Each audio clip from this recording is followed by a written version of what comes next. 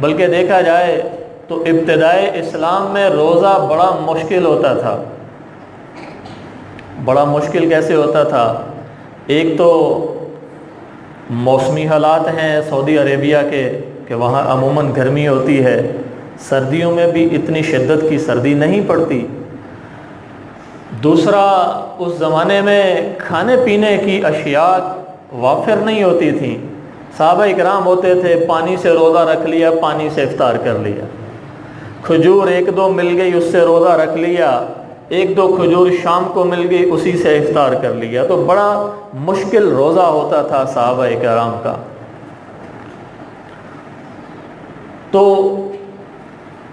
ایک اس لحاظ سے مشکل تھا۔ دوسرا، روزہ اس لحاظ سے مشکل تھا کہ روزے کا دورانیہ بڑا عجیب تھا۔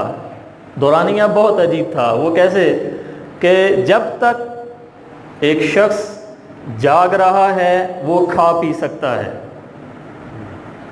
اس کو سمجھیے گا ذرا، جب تک ایک شخص جاگ رہا ہے وہ کھا پی سکتا ہے۔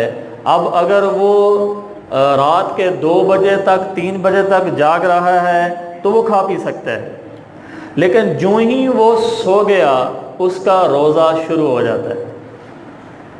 اب آپ کو پتہ ہے کہ ایک بندہ صحابی رسول وہ دن بھر کے تھکے ہوئے ہوں، تجارت کر کے، دکانداری کر کے، زمینوں میں ہل چلا کے، اور روزہ بھی ہماری طرح 2 روٹیاں اور ساتھ میں لسی دہی وغیرہ کھا کے نہ رکھا ہو، روزہ بھی کھجوریں کھا کے رکھا ہو، روزہ بھی پانی پی کے رکھا ہو، تو وہ صحابی رسول جب سارا دن مشقت کرتا ہے اور پھر رات کو روزہ افطار ہو جاتا ہے، اور پھر اس کے بعد وہ بیچارہ جاگتا رہے تاکہ مجھے زیادہ وقت مل جائے جاگتے ہوئے اور کھانے پینے کے لیے۔ ایسا بہت مشکل ہوتا ہوگا کیونکہ دن بھر کی تھکاوٹ سے رات کو نیند جلدی آ جاتی ہے۔